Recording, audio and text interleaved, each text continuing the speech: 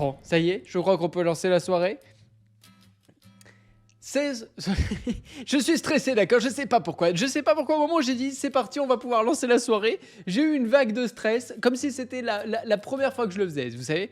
Bon, bref. Ce soir, les amis, retour en 2013 pour la deuxième fois. Deuxième fois où on retourne en 2013 et où on va noter et revenir en détail sur les films, sur les suites de films qui sont sortis cette année-là. On a vu la dernière fois pas mal de films avec un petit Die Hard, avec un petit Die Hard 2, Die Hard 5, pardon, Die Hard 5 qui était le pire film de cette année-là.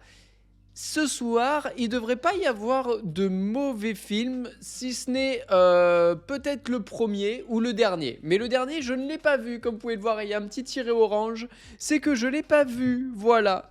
C'est les films de 2013 ça, mais non, impossible, le dernier pub est sorti hier.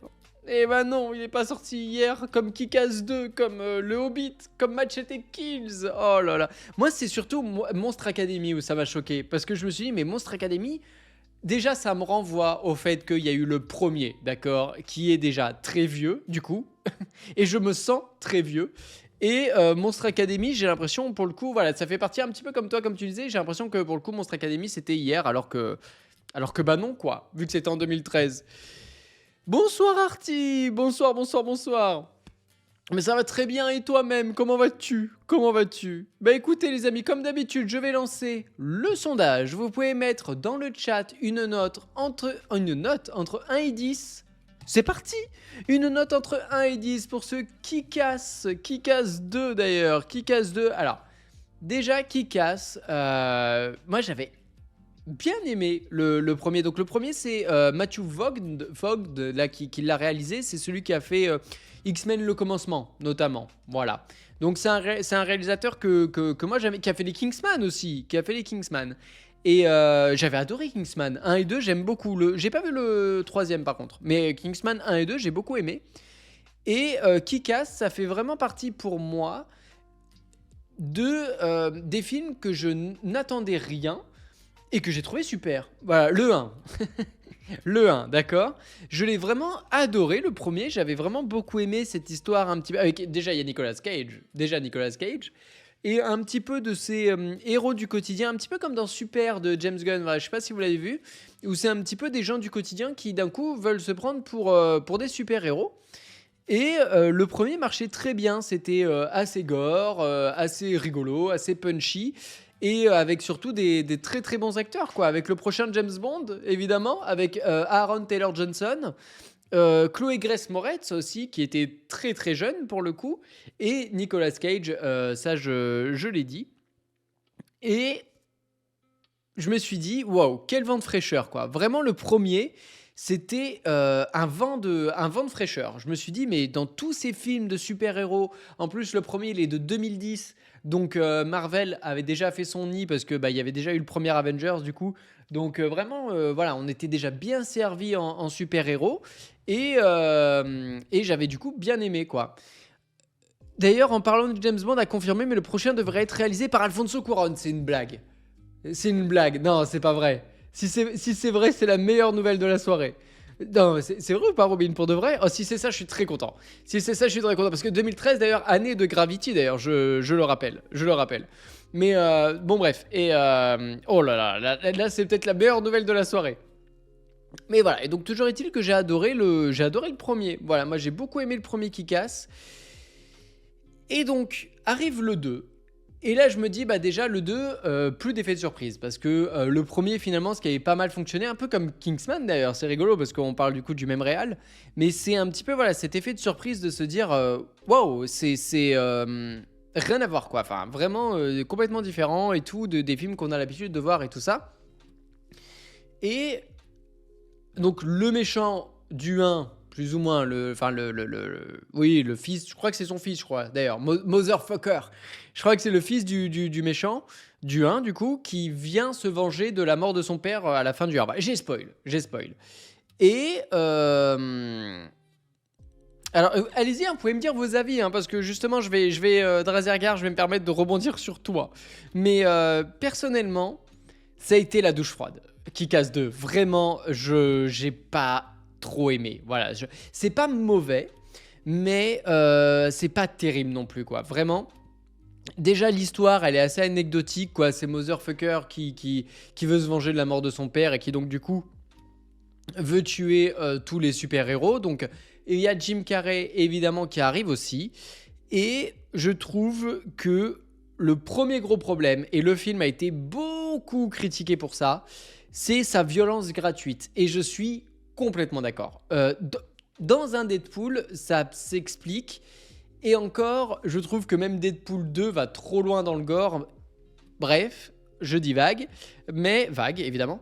Mais je trouve que Kick-Ass 2, là où Kick-Ass 1 a arrivé à trouver un juste équilibre entre le gore, l'humour et tout ça, là le 2 c'est beaucoup de gore. Et je sais pas, quand ça devient gratuit, j'ai un peu du mal, quoi. Vraiment, j'ai eu un peu du mal. Je trouve que le personnage de Jim Carrey, je sais que vous l'avez dit, mais il est sous-exploité à mort. Mais à mort. Et d'ailleurs, Jim Carrey lui-même, il me semble, avait dit qu'il regrettait d'avoir fait ce film quand il a vu le résultat, quoi. Il l'a regretté et je comprends. Voilà. Après, ça reste un film avec pas mal d'effets de style visuel, avec un humour quand même assez présent, mais ouais, ça m'a moins botté que le... Ça m'a moins botté que le 1. Voilà, ça m'a vachement moins botté que le 1. Pour vous dire, je me souviens quasiment pas du film, je me souviens de la fin, parce qu'il y a un requin. Voilà. Et c'est pareil, ça. Vous voyez, quand je vous dis que ça va spoil. Ok, attention, ça va spoil. Mais pour vous dire à quel point ça va trop loin, donc Motherfucker à la fin tombe dans le bassin du requin, il me semble. Et on a une scène post-générique où on apprend qu'il est pas mort, mais je crois qu'il a tous les membres de coupé, quoi. Je crois qu'il s'est tout fait bouffer. Et bah c'est trop, quoi. Franchement, c'est lourd, c'est beaucoup trop lourd, quoi. C'est ouais, non, ça m'a limite fait plus de la peine pour lui parce que du coup, Motherfucker, c'est juste un mec paumé qui a envie d'être. Donc, c'est le monsieur qui est en haut à droite, hein, sur l'affiche. C'est un mec paumé qui a envie de montrer qu'il est le meilleur, mais en fait, c'est un gros tocard, quoi. Et voilà, et ça m'a plus fait de la peine qu'autre chose de le voir dans cet état. Voilà. Oui, il me semble que absolument tous les membres. Bah, justement, je me demande s'il n'y a pas une blague comme ça. Je me demande s'il n'y a pas une blague, mais voilà. Bon, bref. Et c'est pour ça, c'est pour vous dire que le 1, je trouvais arriver à gérer ça, notamment avec Nicolas Cage. Je vais pas vous dire ce qui se passe avec le personnage, mais ça arrivait à être gore sans être trop gore non plus. Et là, on n'y arrive pas. Voilà. Pour moi, voilà. C'est une petite déception pour moi. Voilà.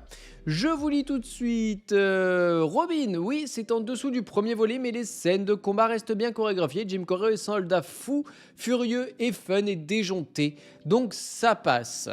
Ouais, bah Jim Carrey, c'est le personnage qui m'a le plus marqué aussi, mais sous-exploité à mort, quoi. À mort. Après, oui, les chorégraphies étaient plutôt pas mal. C'est pour ça que je vous dis, c'est pas nul, loin de là, mais c'est pas au niveau du 1. Voilà, c'est pour ça que moi je vais lui mettre la note de 5. Voilà, moi aussi je vous le dis, je note, pour moi c'est un 5. J'ai mis la pire note de tous.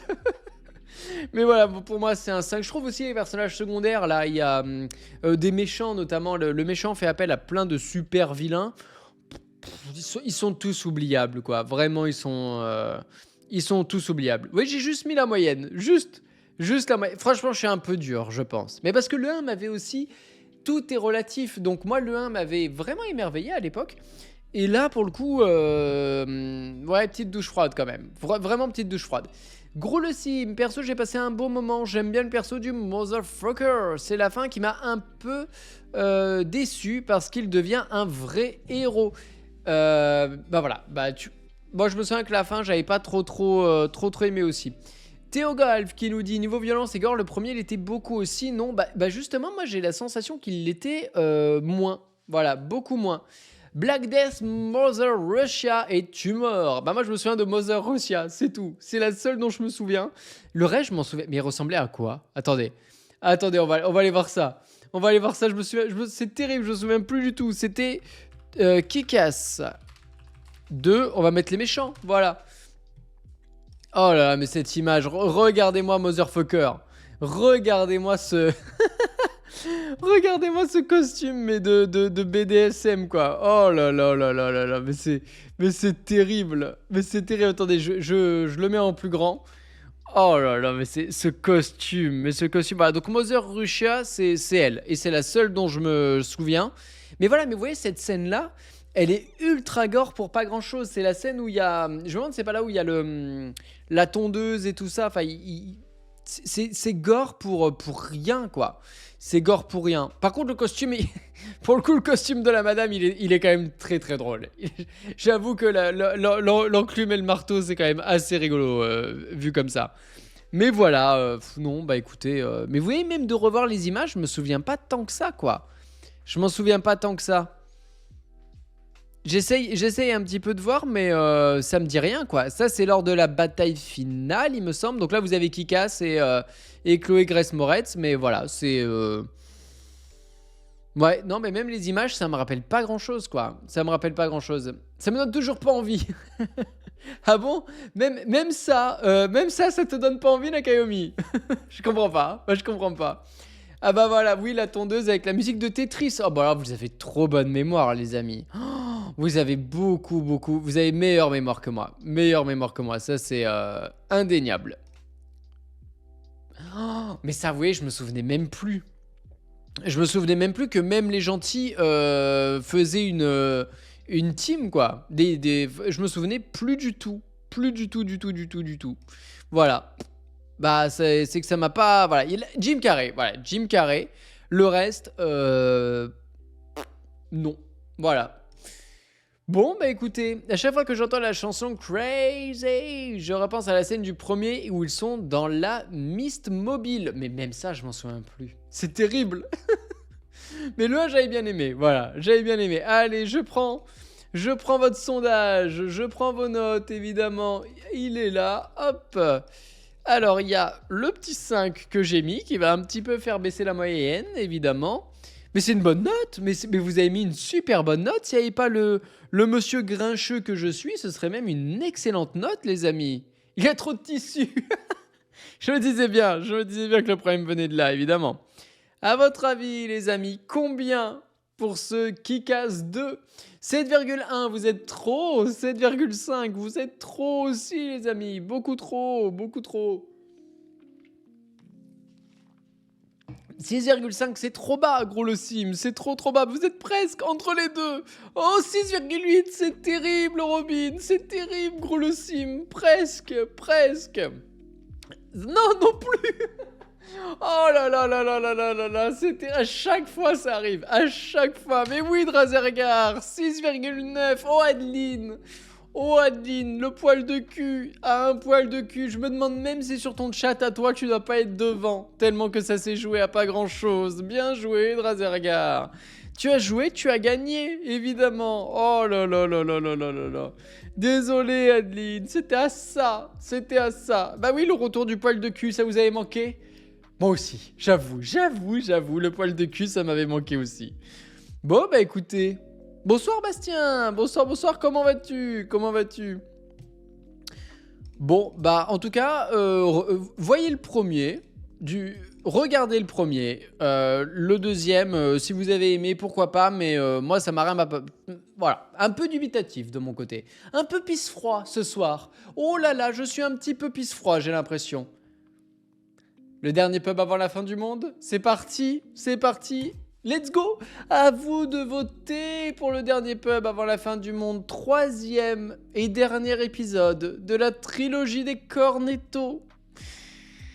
Donc, film évidemment réalisé et écrit par Edgar Wright. Alors, écrit avec Simon Pegg. Simon Pegg, évidemment, l'acteur principal aux côtés de Nick Frost. le duo que l'on suit depuis, du coup, le Shaun of the Dead, Hot Shot, je crois le deuxième, c'est ça, hein, Hot Shot, et après, le dernier pub avant la fin du monde. C'est pas le meilleur de la Cornetto, alors, c'est pas le meilleur de la Cornetto, je suis d'accord. Hot Shot, c'est Hot Shot. Hot Fuzz, merci Robin, voilà, donc Shaun of the Dead, Hot Fuzz, et le dernier pub avant la fin du monde. Mais parce que Hot Fuzz, c'est celui qui m'a le moins marqué. Hot Fuzz, parce que ça fait très longtemps que je l'ai vu. Très longtemps. Oui, à force. Et il m'a moins marqué que les autres. Il y a 2-3 trucs que je me rappelle dans Hot Fuzz, mais j'étais fatigué le soir-là. Voilà. J'ai une relation particulière avec le dernier pub avant la fin du monde parce que je l'ai vu au cinéma. Et c'est... Bonsoir à Bobby Nelchera d'ailleurs, bonsoir à toi, bonsoir, j'espère que tu vas bien.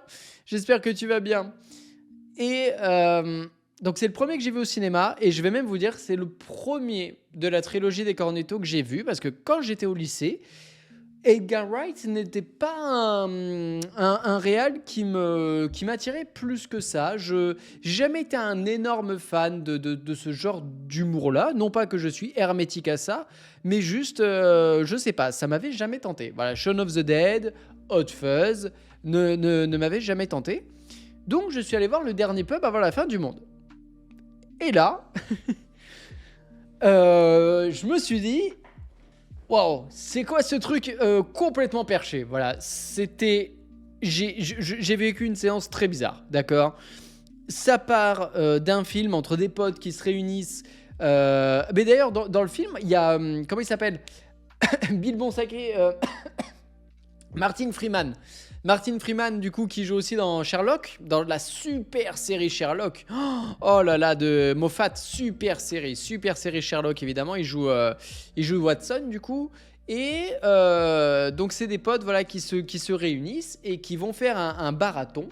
Donc, ils vont faire le tour des bars pour picoler. Et le dernier bar, c'est le dernier pub avant la fin du monde. Et il se passe la fin du monde, voilà. Il se passe la fin du monde, il rencontre des extraterrestres. Et en fait, ouais, je trouve que le film est parti dans un what the fuck total. Et j'avoue que ce parti pris, je savais pas à quoi m'attendre. Et la première fois, je me suis dit... Waouh, mais qu'est-ce que je viens de voir? Enfin, quand il y a Pierce Brosnan qui arrive, qui se fait couper la tête, ou la moitié de la tête, et que on se rend compte que... Voilà... Je me suis dit, qu'est-ce que c'est que ce truc? Martin Freeman joue dans les 3 films Cornetto. Oh alors, putain, je m'en souviens que dans le dernier pub. Oh, c'est terrible, je m'en souviens que dans le dernier pub avant la fin du monde. Oh là là, c'est terrible. Bon, voilà. Donc du coup, pour moi, c'était vraiment une surprise totale. Et je suis sorti de ce premier visionnage en me disant, mais est-ce que j'ai aimé? Enfin, vraiment, je suis sorti de là... Je me suis dit, mais vraiment, est-ce que j'ai aimé ce film? Et finalement, plus le temps passe et plus je me dis, bah ouais, quand même, quoi. Enfin, franchement, rien qu'en termes de réal, Edgar Wright, il a quand même vachement son style, quoi. Il a quand même vachement son style avec ses... On le voit beaucoup dans Shaun of the Dead, notamment, mais déjà, quand il y a une musique, son montage, sa réalisation, elle est impeccable. Pour moi, le meilleur film là-dedans, c'est Baby Driver. Baby Driver de Edgar Wright, c'est une pépite. Pour moi, c'est limite le meilleur film de Edgar Wright. C'est là où j'ai le plus pris mon pied, c'est devant Baby Driver. Avec Scott Pilgrim également, mais Scott Pilgrim, il est assez bizarre aussi. Mais vraiment, Baby Driver, je trouve qu'il est extraordinaire là-dedans. Vraiment joué sur la musique, le tempo, le montage qui est très cuté, mais qui est aussi très lisible. Voilà, moi j'ai adoré Baby Driver. Un peu plus déçu par Last Night in Soho, un peu déçu. Je trouve que les passages d'horreur fonctionnent pas. Et donc du coup, ça m'a un petit peu sorti du film. Voilà. Alors que bon, Anya Taylor-Joy Johnson, Anya Taylor-Joy Johnson, je sais plus. Anya, voilà, bref. Le jeu de la dame. Cette actrice est formidable, vraiment dans Last Night in Soho, Joy, merci, donc Anya Taylor-Joy, voilà, parce que c'est Aaron Taylor-Johnson et Anya Taylor-Joy, faut pas confondre. Je la trouve électrisante dans Last Night in Soho, je trouve que c'est même pour moi le gros point fort du film, c'est elle. Quand elle chante Downtown, oh là là, mais quelle musique, mais j'adore cette musique. Si vous la connaissez pas, écoutez Downtown de Anya Taylor-Joy, c'est incroyable. Vraiment, elle est... Bon, bref. Je la trouve électrisante. Mais Last Night in Soho, bon, sans plus.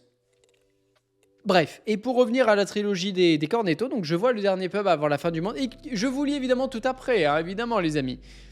Et donc, derrière, je me suis rematé la trilogie, ou en tout cas les 2 premiers. Shaun of the Dead, j'avais surkiffé. Vraiment, je l'ai surkiffé.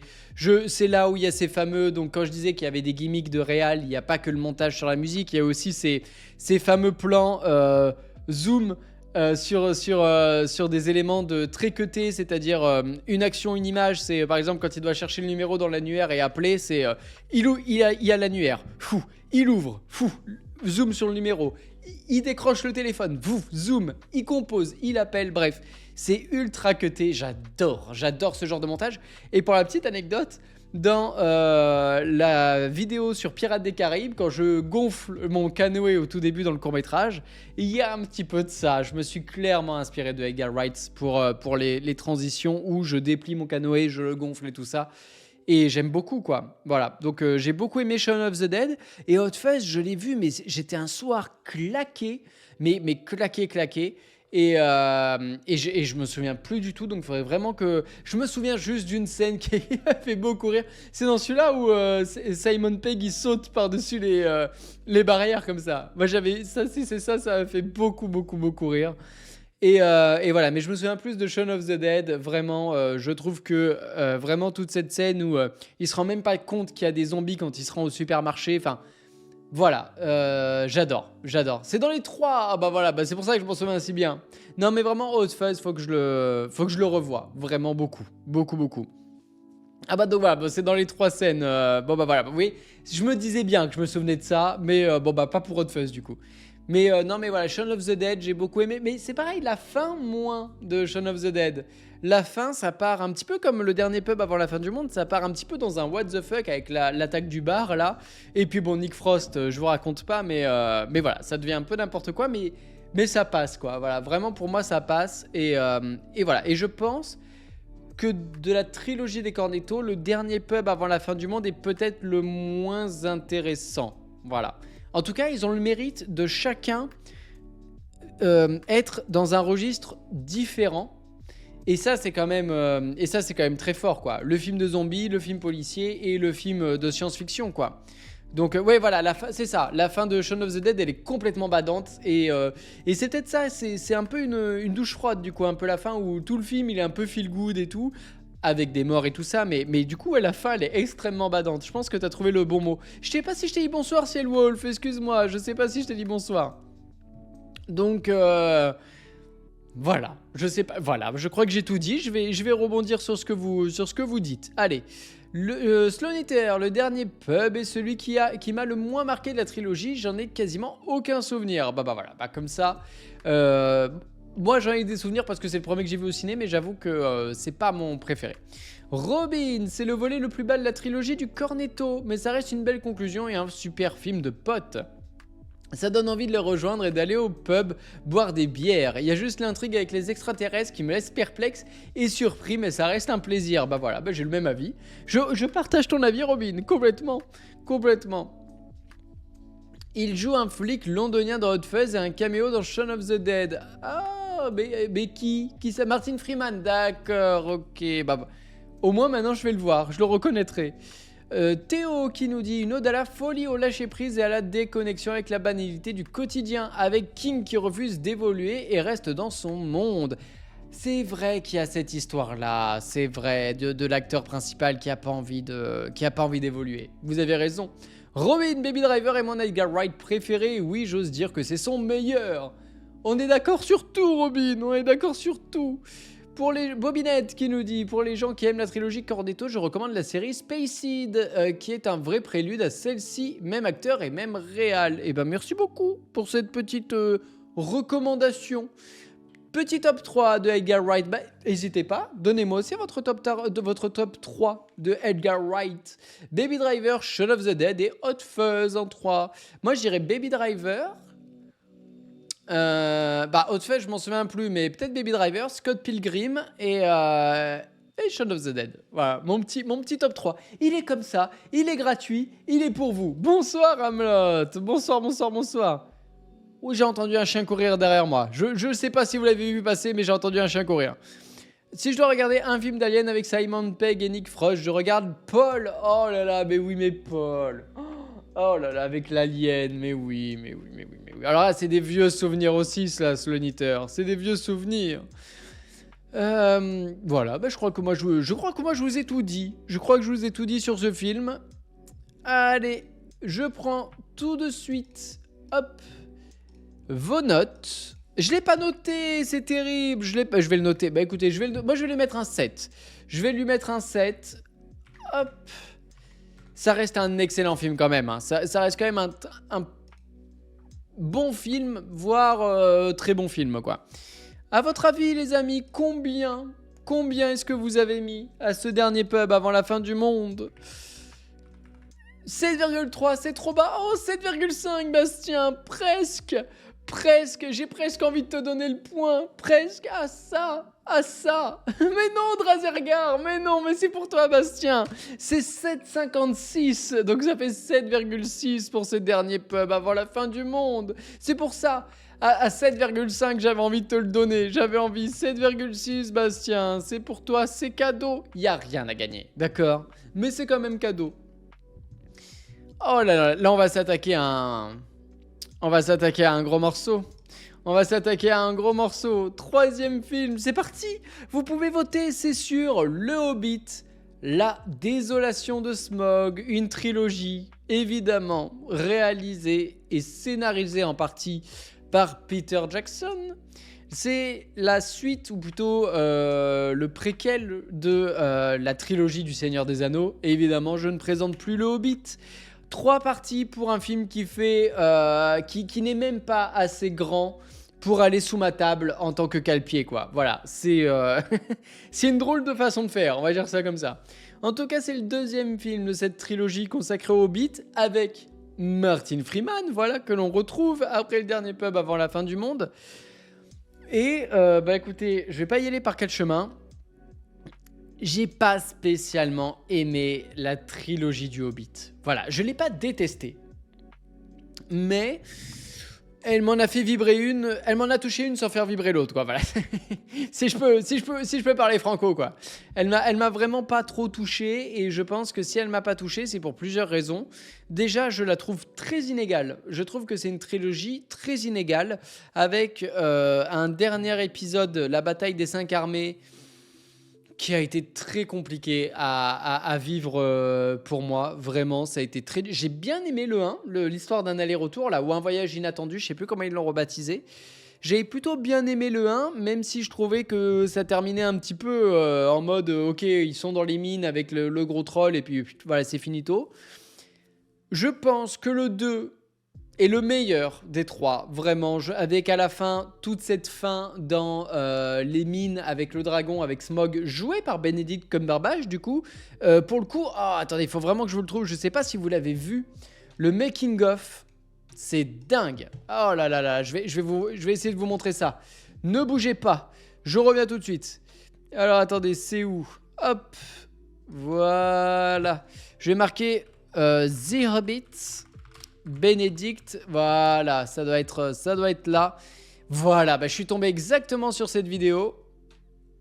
Voilà, parce qu'il y a des fois, je vais sur internet regarder les making-of, quoi. C'est vrai, j'avoue.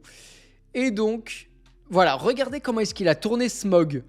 Donc, avec de la motion capture, et là, il est en train d'interpréter le dragon, quoi. Parce que le dragon, c'est lui. Donc voilà, donc là, c'est toutes les expressions faciales du dragon. Ça doit pas être évident, quand même. Franchement, ça doit pas être très évident. le perchman qui le suit le plus possible. Oh là là, très beau dragon, très beau dragon, c'est vrai. Regardez-moi, très belle queue de ce dragon. Non mais c'est quand même incroyable. Franchement, c'est quand même incroyable parce que on parle beaucoup de... Regardez-moi, on dirait limite le roi lion. C'est moi Simba, c'est moi le roi du royaume animal. Mais regardez-moi ça, mais quel tournage, mais ça devait être dingue. Mais il est habité par le rôle. Oh, qu'est-ce que ça devait être dur, franchement. Mais franchement, ça devait être hyper dur à tourner. Oh, parce qu'en plus, il est dans une salle, genre, il n'y a même pas de fond vert ou quoi. Là, il est dans son bureau, quoi. Là, ils ont juste poussé le bureau. Cet après-midi, il travaille sur son bureau, quoi. Non, mais franchement, dur, quoi. Oh, il a perdu une comète. Il bouge trop. Non, mais c'est quand même dingue, c'est quand même dingue. Regardez, il devient rouge de colère, il devient rouge de colère. Non, mais c'est incroyable. Franchement, c'est incroyable comme, voilà, bon bref. J'aime beaucoup cet acteur déjà et j'aime beaucoup cette performance de Smog. Moi, je trouve que ça donne l'une des meilleures scènes. Par contre, c'est gâché par deux trois petites choses, notamment des effets numériques, mais horrible. Horrible. Est-ce que c'est ILM? Oh là là, je sais pas. Est-ce que c'est ILM? Oh là là, me dites pas que c'est ILM. Oh non, non, non. Qui est-ce qui a fait les effets spéciaux? Effets numériques. Le Hobbit. Oh là là, me dites pas que c'est ILM, s'il vous plaît. Eh ben oui, c'est pour ça, j'aimerais bien savoir. J'aimerais bien savoir, parce qu'en plus, il y a beaucoup trop d'effets numériques dans cette trilogie. Ça en devient insupportable. Et en plus, oui, voilà, c'était un film en HFR, donc en haute frame rate. Ça veut dire que le film, il était en... un film, normalement, c'est 24 images par seconde ou 30 images par seconde. Et là, il y a certaines scènes qui étaient en 60 images par seconde. Et c'est vrai que c'était assez déroutant à l'époque. Et je trouve qu'en plus, du coup, ça rajoute un petit côté... un petit peu jeu vidéo, renforcé du coup par des effets numériques qui étaient pas si bons que ça. Voilà, et moi ça m'a sorti de certaines scènes, notamment avec Smog, où je me souviens qu'à un moment ils font couler l'or, et l'or était mais très très mal fait. Oui, c'est pour ça que je disais rien, parce que je me demande si c'était pas Weta. Connaissant Peter Jackson, c'est certainement Weta. C'est pour ça qu'à mon avis, quand j'ai vu que c'était pas ILM, ça devait être Weta, comme pour Avatar d'ailleurs. Donc ouais, un petit peu déçu, vraiment un petit peu déçu. Donc non, c'est pas ILM, société fondée par George Lucas en 1975, mais non, mais non. Donc voilà, bah écoutez, je sais pas quoi vous dire de plus, parce que c'est pas un mauvais film. La réal de Peter Jackson est plutôt bonne. L'histoire se laisse suivre avec juste un, un cliffhanger, peut-être le cliffhanger le plus putassier de l'histoire du cinéma. Oh, je me souviendrai toute ma vie. Oh, le 1 aussi, c'était pas mal, hein, parce que dans le 1, on attend le dragon, on l'attend, et à la fin, juste, on voit les yeux. Et là, dans le 2, il y a toute cette confrontation avec le dragon, et à la fin, il s'échappe. Et là, Martin Freeman, face cam. Qu'avons-nous fait? Tout ça pour 5 minutes de combat au début du 3. C'est ça qui est terrible. C'est qu'en plus, le dragon, dans le 3, au bout de 5 minutes, on n'en entend plus parler. Voilà, je pense que c'est ça le pire. C'est ça qui me tue le plus dans cette trilogie. C'est que pendant 2 films, on vous fait monter la sauce. Et à la fin, on te dit... Le dragon? Ah ça?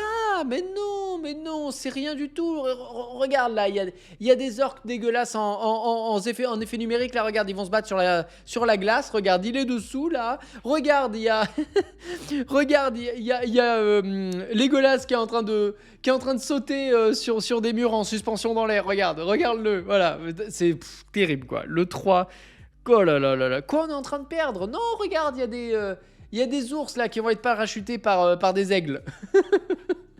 Le 3, c'est un merdier, pas possible. Il est nul. Oh là là, qu'est-ce que j'ai pas aimé. J'ai vraiment pas aimé le 3, quoi. Mais bon, enfin bref. Donc voilà, et le 2, malgré ses défauts, je trouve que c'est peut-être le moins pire des 3. Je dirais même le meilleur. Voilà, moi j'ai pas passé un mauvais moment. Pas non plus le meilleur moment de ma vie, mais...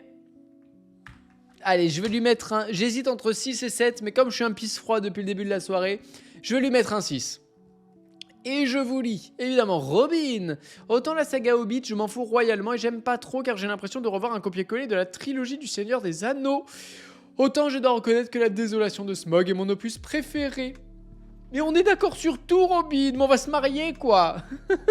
Mais uniquement pour le personnage de Smaug, voilà, brillamment interprété par Benedict Cumberbatch. Ben voilà, mais on est complètement d'accord en performance capture. Oh là là là là, mais c'est fou, Robin, mais c'est fou. Et oui, c'est le meilleur volet de la trilogie. Oh là là là là là là, mais on est d'accord sur tout, c'est terrible. En plus de ce que j'ai lu sur le tournage, c'est Benedict Cumberbatch qui a demandé à Peter Jackson d'interpréter Smaug en performance capture. Bah super intéressant en tout cas. Gros le Sim qui nous dit La Désolation, un titre qui va plutôt bien. Je suis un grand fan de la première trilogie et j'en attendais beaucoup de cette trilogie, mais quelle fut ma déception. Là où on avait essentiellement des vrais décors et maquillages dans Le Seigneur des Anneaux, ici on a des effets spéciaux vraiment pas ouf et les nains, on s'en fout. Il y a trop de persos pour qu'on s'y attache et cette romance dont on n'a rien à carrer vient comme un cheveu sur la soupe.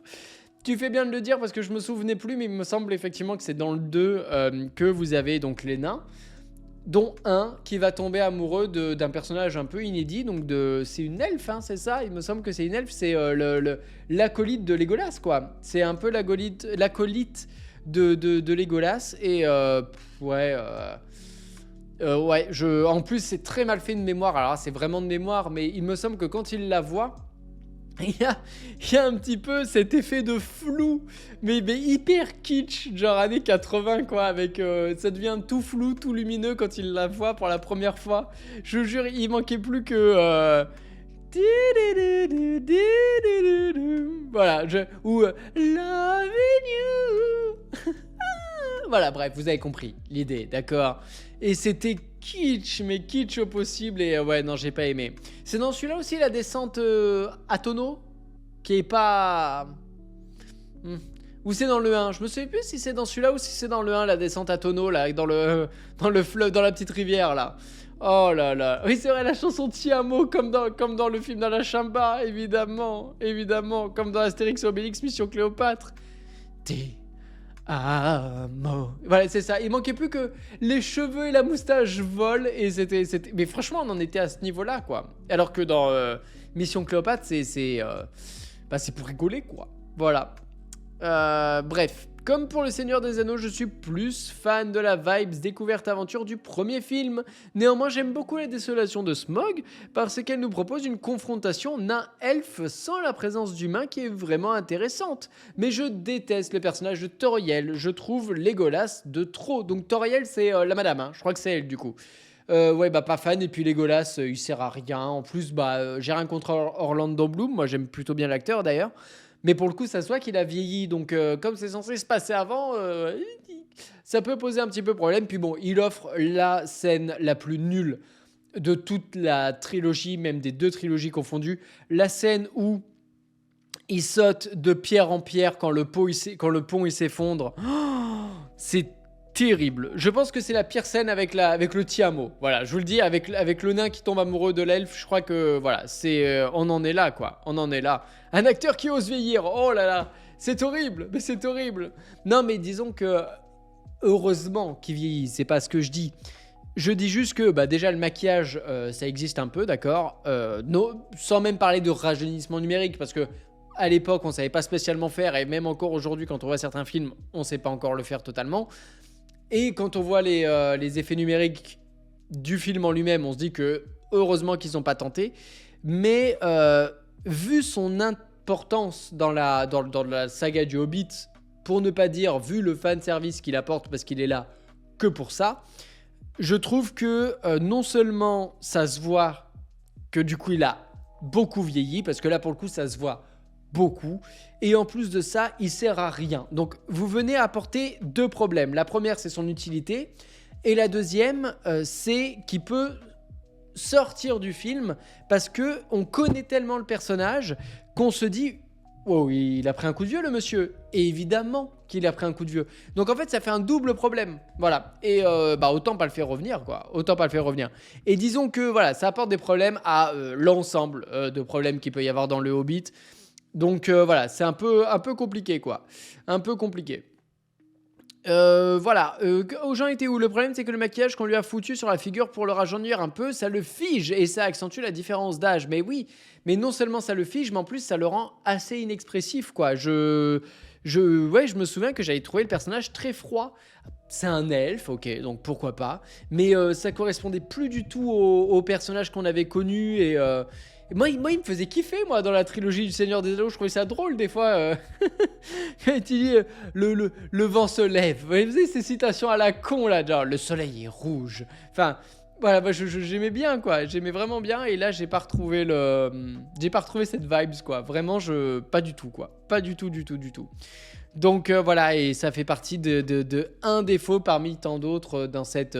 Parce que si on la prend comme une vraie trilogie, elle est très désorganisée. On n'est pas sur un Star Wars en termes de désorganisation. Ça se suit, c'est déjà pas mal. Je pense que aujourd'hui on en arrive à là. On en arrive à dire oui, mais au moins ça se suit, c'est logique. Ouais, mais c'est... le 3, il était... En fait, ça se sent qu'ils n'avaient pas assez de matière et qu'il fallait faire 2 films, en fait. Il aurait fallu faire que 2 films. Et j'ai un problème avec aussi... j'ai un problème, je crois bien que je t'aime. Voilà, bon, excusez-moi, je pars en chanson des fois random, comme ça. Je suis un jukebox. Demandez-moi une musique, mettez-moi une pièce dans la fente et je chante pour vous. Voilà. Oh putain, je vais me faire mourir de rire tout seul. Et le problème de cette saga, de cette trilogie, c'est... oh, mais merci Robin, mais merci beaucoup. C'est que j'ai un problème avec cette saga, comme j'ai un problème avec plusieurs sagas qui divisent leur dernier chapitre en 2. C'est le cas... Oh, je crois qu'on en a déjà parlé, mais c'est un petit peu le cas pour Harry Potter. Les 2 derniers en tout cas. C'est le cas pour Hunger Games à 100%, pour Hunger Games, mais à 1000%.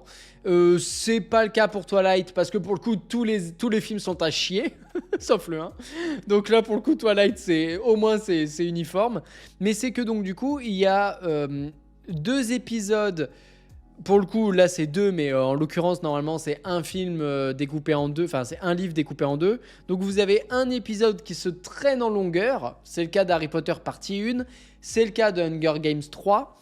Et vous avez une deuxième partie où en fait, qui ne représente que le climax de ce que doit être l'histoire. Et donc, vous avez 2 heures d'action non-stop, mais du coup, qui sont épuisantes.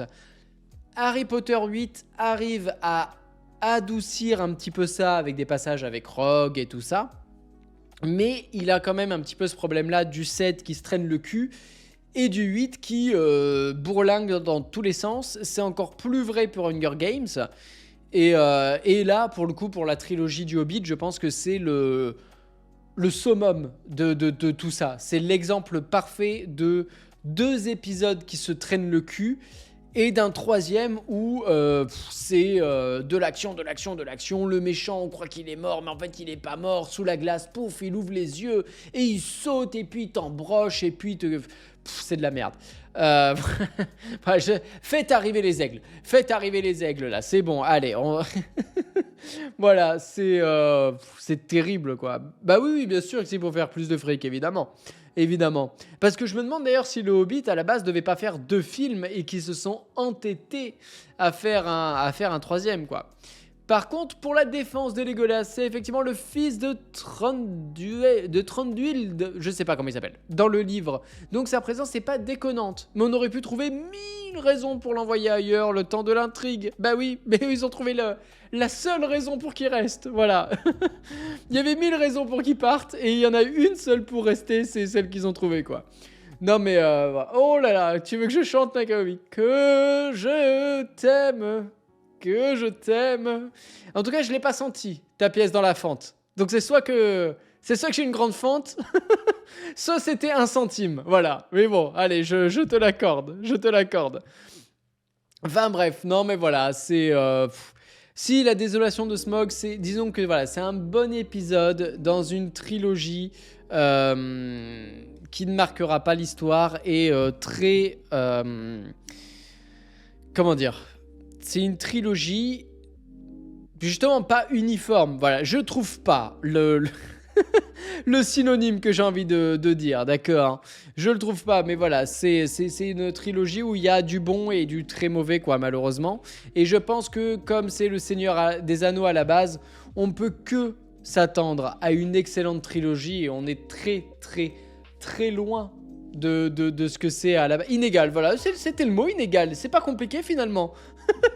Il était facile à trouver ce mot, je sais pas pourquoi mon dictionnaire synonymo ça a pas marché là-dedans, voilà, ça a pas connecté. Merci Robin et merci Nakayomi. Oh là là, merci pour tes 100 bits, merci beaucoup, merci. C'est toi qui as la plus grosse bits évidemment, avec la...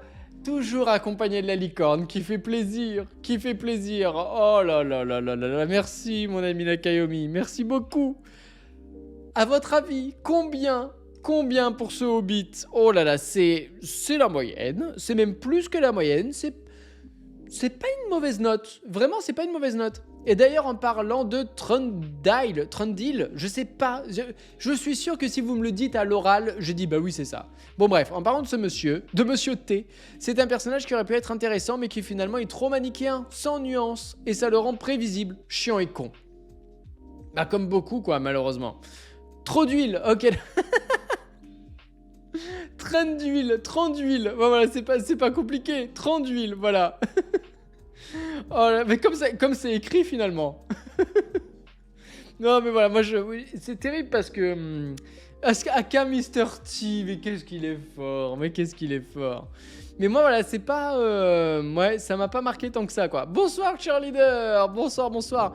Oh là là, je pense à toi souvent en ce moment parce que. Quand j'écoute ma musique en faisant mon sport, j'écoute Omi. Na na na na, the kind of cheerleader. Voilà, je sais pas si vous avez la musique.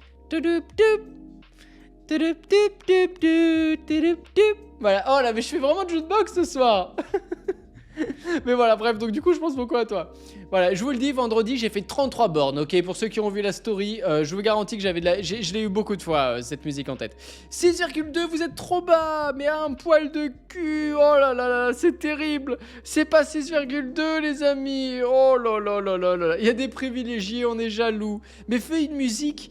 Mais non, c'est pas 6,2 et c'est pas 6,4. Mais oui, Bastien, c'est 6,3, mais c'est terrible. Mais vous faites exprès. Franchement, dites-le moi que vous faites exprès. Je vous dis que c'est pas 6,2 et qu'on est à ça, et vous me dites 6,4. En plus, les deux, gros le sim et Robin à fond. Il y a cru à fond, le mec. C'est incroyable, mais vous êtes fantastique, mais vous êtes fort, mais j'adore, mais franchement, mais... Ah. Oh, mais il faudrait l'inventer, ce jeu, c'est incroyable. On le fait exprès, il faut le créer du suspense, voyons, mais voilà, mais je me disais bien. Oh là là, mais j'adore, encore le poil de cul, mais oui, Robin. 6,3 pour ce Hobbit, bah ça va. Franchement, ça va, c'est pas le jeu du poil de cul. On tourne beaucoup autour de ça, autour du cul. Le cul. Voilà. Allez, Machete Kills. Oh là là. Alors là, Machete Kills. J'en ai des choses à dire. J'en ai quelques-unes, mais déjà, la première chose à dire, c'est que c'est parti. Vous pouvez voter pour ce Machete Kills. Film, évidemment, de Robert Rodriguez. Évidemment, rien à voir avec Michel, évidemment, rien à voir, il est fils unique. Excusez-moi, c'était la pause boisson.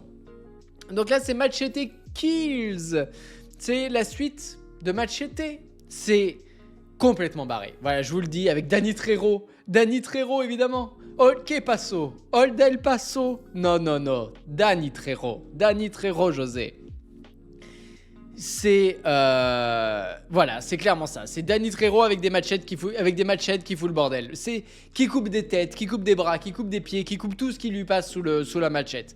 Voilà, c'est c'est incroyable. C'est un ovni visuel, un ovni cinématographique, comme fut Sin City en son temps, pour le 1 en tout cas, parce que le 2... Bon, le 2, il y a Eva Green, voilà, je sais, et Doc, voilà, je vous le dis, il y a Eva Green et Doc, voilà, de Retour vers le futur. Mais à part ça, voilà, Sin City 2, c'est sans moi. Machete Kills, dès le départ, vous avez la bande-annonce, de mémoire, c'est dès le début, hein. Le film commence par une bande-annonce du 3, de Machete Kills Again in Space. Et à la fin de cette bande-annonce, je vous jure que c'est vrai, c'est Machete qui arrive. Et alors déjà, il y a un homme avec un masque de fer. Et ils disent que c'est le méchant. Et que le méchant est interprété par Leonardo DiCaprio. Et là, il y a une petite astérix et ils disent l'acteur peut changer entre temps. Moi, déjà, ça m'a fini parce que c'était une évidence et une référence à l'homme au masque de fer, quoi. Et on apprend dans Machete Kills que ce sera jamais Leonardo DiCaprio et que déjà potentiellement Machete Kill Against in Space ne se fera peut-être jamais. Mais voilà, il y a cette fausse bande-annonce qui est incroyable avec Machete à la fin qui allume un sabre laser. Et c'est pas un sabre laser, c'est une machette. C'est une machette laser, mais c'est incroyable, C'est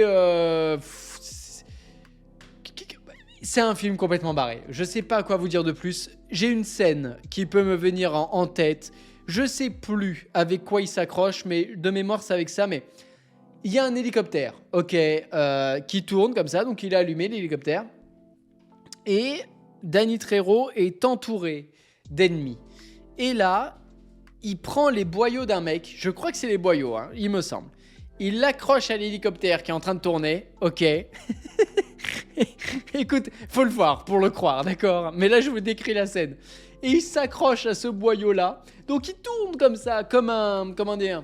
Comme un manège, quoi. Il tourne autour de l'hélico avec la machette. Comme ça, bien comme ça. Et du coup, il décapite tout le monde. Voilà, c'est de l'art, qu'est-ce que vous voulez que je vous dise? C'est celui qui a écrit ça, c'est de la poésie pure, quoi. Voilà, c'est pour vous dire le niveau du film. Avec en plus en méchant Mel Gibson. C'est quand même incroyable, quoi. Vraiment, c'est hélicoptère. Voilà, c'est... Bref, il faut vraiment Machete. C'est une expérience. Je sais pas quoi vous dire de plus. Moi, c'est un 7. Ouais, c'est un 7 parce que c'est pas non plus... c'est pas se taper le cul par terre, d'accord? C'est pas non plus la révolution cinématographique. C'est pas le chef-d'œuvre à voir absolument. Mais c'est à voir quand même, quoi. Vraiment, c'est à voir, quoi. C'est un ovni. C'est un ovni, je sais pas quoi vous dire de plus, c'est un ovni cinématographique, donc voyez-le, quoi. Vraiment, regardez-le.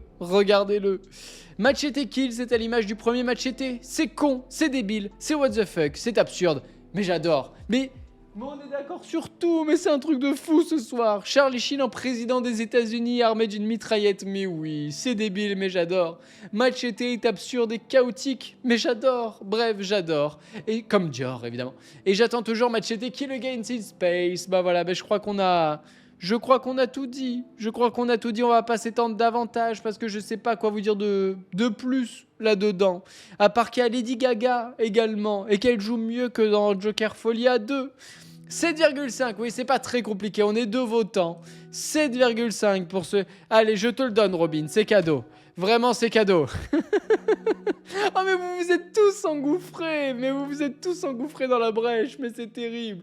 Oh là là, j'adore. Bref, regardez-le, c'est vraiment un film pour moi. Un petit peu... Parce que Robert Rodriguez, donc du coup, c'est aussi celui qui a fait Spice Kids 3, notamment. C'est... Robert Rodriguez, je pense que c'est l'une des filmographies les plus... What the fuck, quoi. Vraiment. Allez, je vais juste aller regarder sa filmo, mais pour moi, il y a Sin City, il y a Spice Kids. Qu'est-ce qu'il a fait d'autre? Desperados, je crois aussi. Ah, attendez. J'y arrive. Oui, voilà, c'est une filmo très paradoxale, quoi. Donc il a fait les 3 Spice Kids. Les 4 Spice Kids. Oh là là, moi je pensais qu'il avait fait que le 3, mais non. Il a fait The Faculty, exactement, Robin. Les 4 Spice Kids. Desperado, du coup, c'est ce que je vous disais. Une nuit en enfer que j'ai pas vu. Planète Terror, évidemment, avec une actrice que vous connaissez certainement. Avec Rose McGowan. La sœur Halliwell, voilà, Rose McGowan, je sais plus comment elle s'appelle d'ailleurs, mais en tout cas bref, la 4e sœur dans Charmed, voilà, exactement, Nakayomi, exactement, Paige, voilà, exactement. Oh là là, j'ai oublié, c'est parce que je suis plus à la Paige, c'est terrible. Ah, mais Machete, il avait co-réalisé, tiens. On en apprend tous les jours. Sin City, Alita, mais oui, Alita, gros, le sim, tu l'as dit en même temps que je l'ai lu. Oh, Alita, je pense que... Attendez. Il y a eu un Spice Kids 5 ? Mais oui, Spice Kids Armageddon. Mais c'est une blague. Mais je savais pas qu'il y avait eu un cinquième Spice Kids. Sorti en 2023. Mais non, mais attendez, mais c'est une blague. Mais si, mais pour de vrai en plus. Mais pour de vrai, il y a vraiment un Spice Kids 5. Sur Netflix. Sorti sur Netflix. Oh, mais regardez-moi cette affiche. Mais c'est pas possible. Mais c'est pas possible. Oh là là là là là là là là là là là là. Oh. Bah je sais pas quoi vous dire de plus, quoi. Les mots me manquent. On est loin du tout premier Spice Kids, quoi. Regardez, oh là là là là là, avec Zorro, un cavalier qui surgit hors de la nuit. Oh là là, Antonio Banderas, mais oui, mais oui. Oh là là, mais moi c'est Spice Kids 3, moi surtout que je me souviens en 3D là, en 3D, c'était incroyable, incroyable. Avec, il y a un acteur en plus dans Spice Kids 3, il est où? Il y a un acteur hyper connu qui joue un des gamins. Je vais retrouver son nom tout de suite. Attendez, on va aller voir ça tout de suite. C'était qui? Oh, Sylvester Stallone et tout, mais incroyable, incroyable. Glenn Powell, voilà, je crois que c'est lui. Voilà, donc Glenn Powell qui joue dans Spice Kids 3, c'est celui qui joue dans Top Gun Maverick. Voilà, dans Top Gun Maverick, voilà, Glenn Powell qui joue dans Spice Kids 3, mais c'est fou quand même. Oh, c'est fou. Alan Cumming aussi, oh là là, que l'on connaît. Oh, Danny Trejo, Machete. Oh là là, alors lui, mais quelle carrière, Bon, bref. Allez, on divague, là, mais voilà, bon, bref. Toujours est-il que il y a un Spice Kids 5, voilà. Et Alita Battle Angel, pour moi, je pense que c'est... peut-être avec Sin City, mais Sin City, c'était vraiment particulier quand même. J'en peux plus de vous, j'en peux plus. C'était vraiment particulier, Sin City, mais Alita Battle Angel, c'était quand même excellent. Enfin, moi, j'ai adoré. Je connais pas Gum, du coup, le manga de base, mais j'ai surkiffé Alita Battle Angel. Vraiment, au point que je suis dégoûté que la suite soit, pour le moment en tout cas, en stand-by, voire annulée, quoi. Voire annulée. C'est une co-réalisation entre Robert Rodriguez, Frank Miller et Quentin Tarantino. C'est vrai que Quentin Tarantino a fait certaines scènes, évidemment. Mais voilà, moi c'est surtout Alita, parce que je trouve que Sin City, pour l'avoir revu récemment, il y a certaines scènes qui ont un petit peu mal vieilli, voilà. Mais pour l'époque, c'était quand même incroyable. Sin City, c'est un film qui est sorti en quoi, de 2006, 2005 ? Donc c'est un film, il a bientôt 20 ans. Le Sin City a bientôt 20 ans, voilà, avec Elijah Wood, moi, qui m'avait traumatisé. La scène avec Elijah Wood à la fin, traumatisme. Avec les loups, trauma, mais gros trauma. Bref, et Alita Battle Angel, moi, j'avais adoré, quoi. Adoré Rosa Salazar, je trouve que c'est une actrice formidable. Christoph Waltz aussi également, mais... il y a aussi Jennifer Connelly, alors... plus sous la même forme à la fin, mais oui, Jennifer Connelly, mais voilà. Bref, Alita Battle Angel, regardez-le. Moi, j'ai surkiffé Alita Battle Angel et je croise les doigts pour qu'on ait une suite, quoi. C'est vrai que les scènes avec Bruce Willis, avec des cheveux, ont mal vieilli. Vous êtes méchants, mais vous êtes méchants. Ah oui, bah exactement aussi. Le cosplay de Blade, exactement. Quand il est assis dans la voiture, alors on aurait dit vraiment Blade. Vraiment. Bref, Alita, moi j'ai surkiffé. Avec un petit côté rollerball et tout. Bref, regardez surtout les OAV, mais j'ai pas vu. Tu as aimé toi ou pas, Nakayomi? Est-ce que tu as aimé Alita? Dis-moi que tu as vu Minecraft le film. Non, et je vais pas vous mentir, j'irai pas le voir. J'ai vu qu'en plus il y avait des gamins qui se sont fait évacuer d'une salle aux États-Unis par les flics. Parce qu'apparemment, il y a un mème qui revient dans le film. Évidemment, vu que de toute façon, ce genre de film, c'est que du fanservice. Et ça crée des émeutes et tout en mode... Ouah. Bref, on a le cinéma qu'on mérite, les amis. Voilà, c'est tout ce que j'ai à dire. On a le cinéma qu'on mérite. Moi, moche et méchant 2. Oh là là. Alors là, on va parler d'un film que j'aime énormément, sur lequel il faudrait peut-être que je fasse une suite au top. C'est à vous de voter, les amis. C'est à vous de voter pour ce Moi Moche et Méchant 2 qui est pour moi le meilleur de la quadralogie. Ça se dit quadralogie? Je sais pas, mais j'ai envie de dire que ça se dit. Plus trop de souvenirs de ce que j'en ai pensé, mais je crois que j'étais plutôt moyen pour Alita. Oh là là, moi j'avais surkiffé. J'ai mal aux pieds, d'accord. Quadrilogie, bah voilà, comme les quadricolores, comme les 4 couleurs primaires. Quadricolores. Oui, donc quadrilogie et pas quadralogie. Quadrilogie. Tétralogie. Oh là là, attendez, faut se mettre d'accord. Tétralogie, parce qu'un tétraèdre, c'est ça. Le tête, comme dans Oblivion. Bonsoir, Mamiaka. Bonsoir. C'est l'histoire de ma vie, ce film. Alors pourquoi pas 10? La petite termite? Dis-nous tout. En tout cas, Moi Moche et Méchant 2, je pense que c'est le meilleur des 4. Voilà, on va se mettre d'accord. C'est le meilleur des 4. Je pense que le moins bon, c'est le dernier. Ok, il est... le dernier, Moi Moche et Méchant... il est nul à chier. Oh là là là là. Je l'ai vu il y a pas longtemps. Je vous jure, je l'ai trouvé détestable. Est-ce que je vous raconte ma vie ou pas? Est-ce que j'ai le droit de vous raconter ma vie de à quoi ressemble mon visionnage de Moi Moche et Méchant 4? Parce que c'était une aventure. C'était incroyable. Tétralogie, ensemble de 4 œuvres littéraires ou musicales. Ah bah voilà, donc tétralogie. Voilà, on va dire ça. Je le trouve moins bon que le premier, évidemment. Ah bah moi je trouve mieux. Mais tout de même sympathique avec la petite romance entre Gru et Lucy. Allez, je vous raconte. Donc, il y a un soir où ma femme, elle était, je crois, à une soirée de gala pour son boulot. Donc, soirée de boulot. Et moi, j'étais seul à la maison. Et quand je suis seul à la maison, c'est terrible, mais vous allez croire que c'est une vie triste, mais je vous jure, moi, j'adore ça. C'est quand je suis seul, soit je vais voir des copains, mais à Metz, j'ai pas trop de copains. J'ai pas trop d'amis à Metz. Moi, c'est plutôt à Lyon ou à Toulon. Mais soit je regarde un film, soit je fais des Legos. En ce moment, c'est je fais des Legos. Soit je joue à un jeu, mais c'est assez rare, de Switch. Et enfin, 4e proposition, je bosse. Voilà, je bosse. En ce moment, c'est surtout ça. En ce moment, si j'ai un petit peu de temps, je bosse parce qu'en ce moment, je prends beaucoup de plaisir à bosser. Et donc, j'avance sur les projets. Et ce soir-là, je me suis dit, écoute, télécharge-toi de manière légale, évidemment. Télécharge-toi Moi Moche et Méchant 4.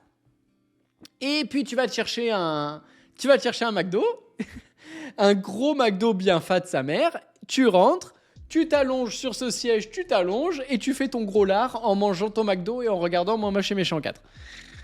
Jusque-là, ça va. Jusque-là, c'est une belle soirée, ok, ça s'annonce bien. Donc, je vais faire mon sport. Je mets la laisse pour Rio. Non, en plus, je fais mon sport. Je vais bosser parce que je bossais à Luxembourg ce jour-là. Pour vous dire, oh là là, mais je vous raconte ma life. Hein. Je bossais à Luxembourg. En rentrant, je me prends le McDo, ok. Je rentre chez moi, je me dis, ok, le McDo, il peut attendre 5 minutes. Je mets le McDo à côté du PC, juste là. Et je vais promener Rio. Et la patatras, qu'est-ce que je fais pas? C'est la première fois de ma vie que ça m'arrive. Je mets la laisse à Rio, je sors, je claque la porte. J'avais pas les clés sur moi. Donc j'avais pas les clés de ma maison alors que j'avais mon McDo à l'intérieur. Vous voyez le dilemme horrible. Donc du coup, heureusement, j'avais mes clés de voiture. Vas-y que je me tape un aller-retour jusqu'à Luxembourg avec les bouchons, tout ça. Oh là là, j'ai mis 1h15 aller-retour. Tout ça pour aller chercher les clés auprès de ma femme. Donc je la dérange pendant sa soirée. Je vais chercher les clés, je reviens avec le chien. J'ouvre, mon McDo était froid. J'ai dû le faire réchauffer. Vous savez ce que ça fait, des frites du McDo réchauffées au micro-ondes. C'est dégueulasse, ok. J'ai obligé de réchauffer mes frites au micro-ondes. Le coca qui avait un goût dégueulasse parce que les glaçons avaient fondu. Donc bref. Tout ça pour mettre Moi Moche et Méchant 4 et que c'était une grosse merde. J'ai passé, résultat des courses, ma femme est rentrée, j'ai passé une soirée de merde. Ce qui devait être une soirée détente avec moi et ma bite et mon couteau, ok, et mon McDo et mon chien, s'est transformé en grosse soirée de merde. Voilà mon histoire avec Moi Moche et Méchant 4. Donc, terrible quoi, terrible. Voilà, mais bon bref, donc j'ai pas aimé le 4, mais pour plein d'autres raisons. Alors que le 2, voilà, j'ai fait une chronique dessus, donc je vais pas m'étendre davantage et je vais plutôt vous lire, voilà, je vais plutôt vous lire, évidemment. Je commence par qui? Je commence par Bastien. En ce qui me concerne, j'aime beaucoup ce film qui est pour moi le meilleur de la tétralogie. Le parti pris d'espionnage est cool, ça marche pour Cars 2, ça marche ici aussi. Ah, pour Cars 2, mais ça marche ici, on est d'accord. Plus d'humour, oui, pour moi c'est le gros point fort du film, c'est que vraiment il y a beaucoup plus d'humour. En fait, ils ont compris que les Mignons étaient un peu le Scrat. Les Mignons sont à Moi Moche et Méchant ce que Scrat est à l'Âge de Glace. Et donc, comme dans l'Âge de Glace 2, ils ont utilisé Scrat et ils l'ont mis en avant. Ils ont fait exactement la même chose dans Moi Moche et Méchant 2. Et je trouve que ça marche très bien. C'est jamais trop, c'est toujours un petit peu impliqué à l'histoire. Moi, il y a cette scène où ils sont dans le centre commercial et où il y a les Mignons qui arrivent en voiture pour venir récupérer Grou et Lucie.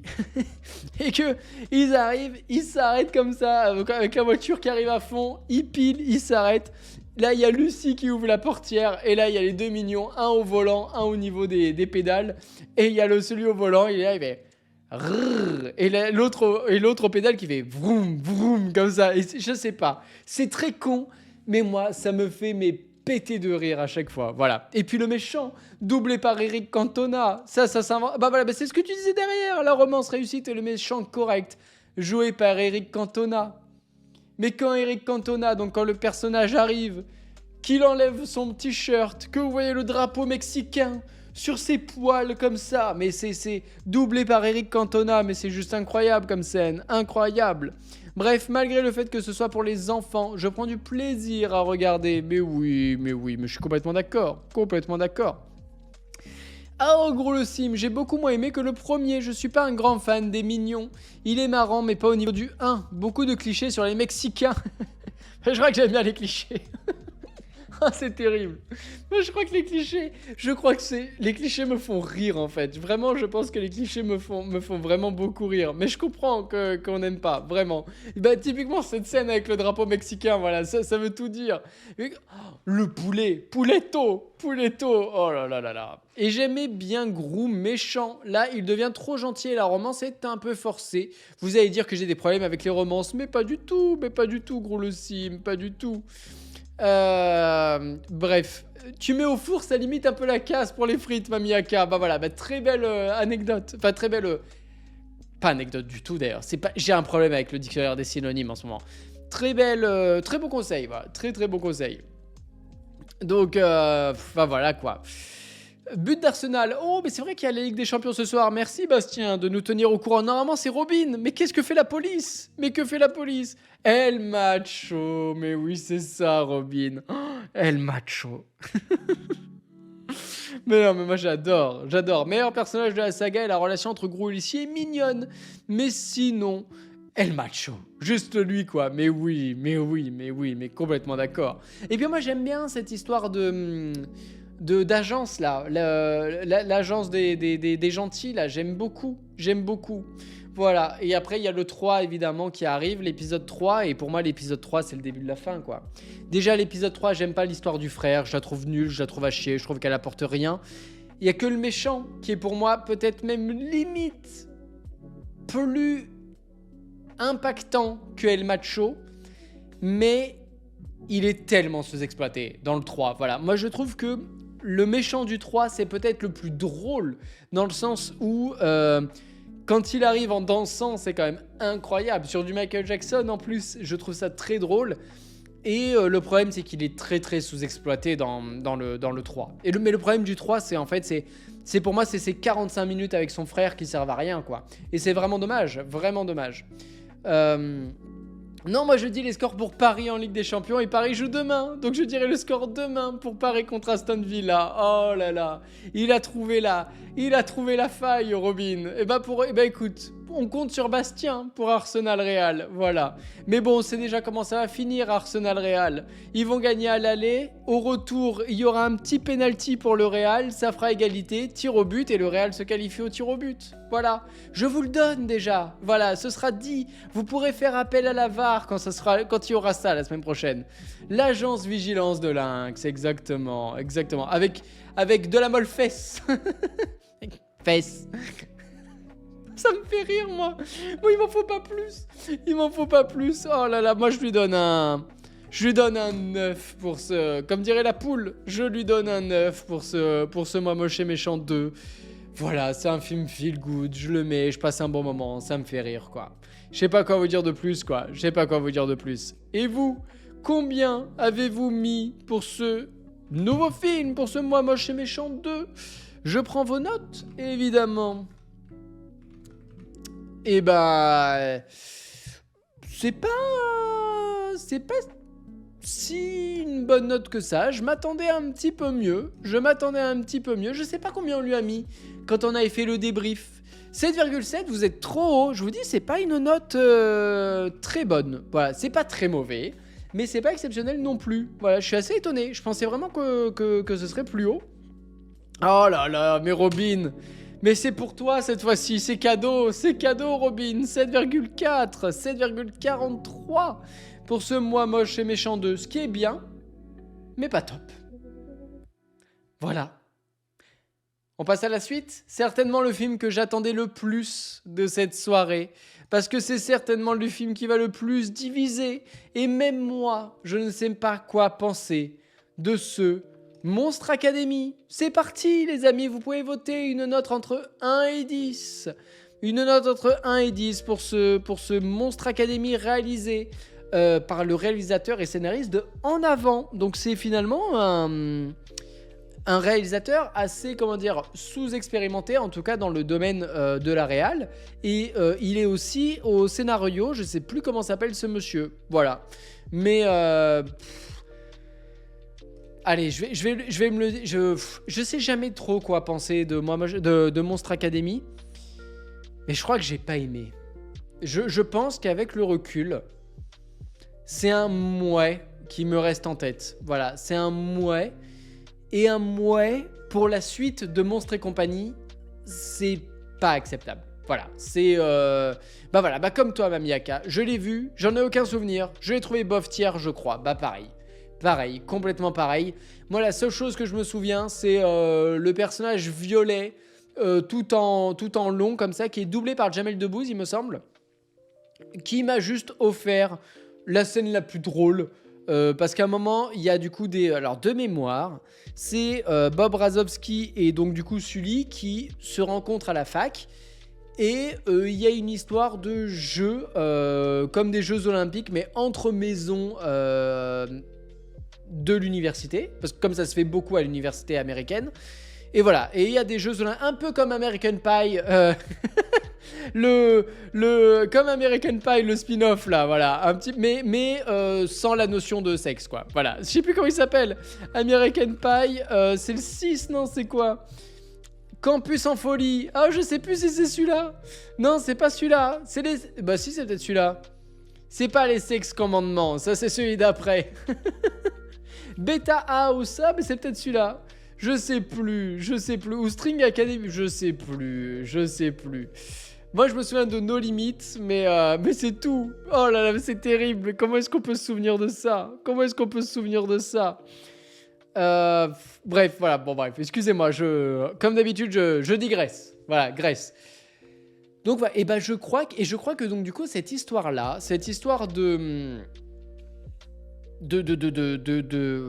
compétition. Je crois que je m'en suis un petit peu battu les coronets, quoi, voilà, pour être très honnête. Je crois que je m'en foutais complètement. Je crois qu'en fait, j'en ai rien à faire de Monstre Academy. C'est terrible, hein. Je n'ai retrouvé aucunement la magie que j'avais devant Monstre et compagnie. Voilà, moi, que ce soit l'humour, que ce soit l'émerveillement, que ce soit la tristesse, que ce soit l'attendrissement avec Boo, tout ça, le méchant également, Caméléon, enfin, tout ça, je n'ai rien retrouvé dans Monstre Academy. Voilà, c'est simple, j'en ai vraiment rien... J'ai rien retrouvé dans Monstre Academy et j'ai pas aimé, quoi. Voilà, je l'ai vu, je l'ai oublié aussitôt et je trouve que c'est pas assez. Je trouve que c'est pas normal pour la suite d'un chef-d'œuvre comme Monstre et compagnie. Voilà. Bonsoir Vossiane, bonsoir. J'ai mis une très grosse note à Kick-Ass. J'aurais pourtant mis une très grosse note à Kick-Ass. Oh là là, Vossiane, c'est pas mal 6,9. C'est moi, j'avoue, c'est ma faute si ça a un petit peu baissé. C'est ma faute, Vossiane. Bonsoir à toi, j'espère que tu vas bien. Donc voilà, il y a une scène rigolote aussi, c'est la mère qui écoute du métal à un moment. Elle ferme les fenêtres, elle dit « je vous attends là ». Et puis d'un coup, elle commence à écouter du métal. Voilà. Franchement, quand on en arrive là, c'est qu'il n'y a pas beaucoup à se mettre sous la dent, quoi. Donc si la seule scène drôle, ça fait beaucoup de S. C'est quand le personnage doublé par Jamel Debbouze, il y a cette scène où ils doivent courir, je sais plus comment, je sais plus pourquoi, en évitant des balles, parce que s'ils se prennent les balles, ils gonflent, ok? Me demandez pas pourquoi. Et la première chose, quand le top départ est annoncé, il y a ce personnage, il saute sur les balles, voilà, c'est la première chose qu'il fait. Voilà, ça m'a un petit peu fait rire, mais voilà, quand je vous dis qu'on en est là, c'est que... Il y a pas grand chose, quoi. Il y a vraiment pas grand chose et je vous promets que ça me rend très triste parce que Monstre et compagnie, c'est un film de mon enfance et j'aurais tant aimé retrouver ça. J'aurais tant aimé retrouver tout l'amour que j'ai eu pour ce film parce que moi, c'est un film que j'ai découvert. Oh, mais j'avais moins de 10 ans. Oh, c'est en quelle année Monstre et compagnie? Oh là là, ça doit être 2000, c'est 2000, c'est Dinosaure, donc ça doit être 2001. 99, c'est Toy Story 2. Oh, et ouais, c'est 2001, Monstre et compagnie. Oh, le film a 24 ans. Oh là là là là là là. Mais regardez qui vient là. Mais regardez qui vient me déranger pendant un live. Mais comment tu vas, mon pote? Tu viens dire bonjour? Allez, viens dire... je vous jure, d'habitude, il vient jamais pendant que je suis en live. Mais en ce moment, il vient tout le temps me demander des câlins. Allez, viens là. Viens là. Oh oui, tu viens me faire un câlin. Oui, allez. Voilà. Tu viens dire bonjour? Tu souffles dans le micro? Tu dis bonjour? Tu dis bonjour ou pas? Non, tu t'en fous? Oh non, Rio. Oh putain, le baiser. Il m'a embrassé, ce con. Hein, mon pote? Tu leur dis bonjour? C'est toi qui anime maintenant. Ça faisait longtemps, les amis, que vous l'aviez pas vu.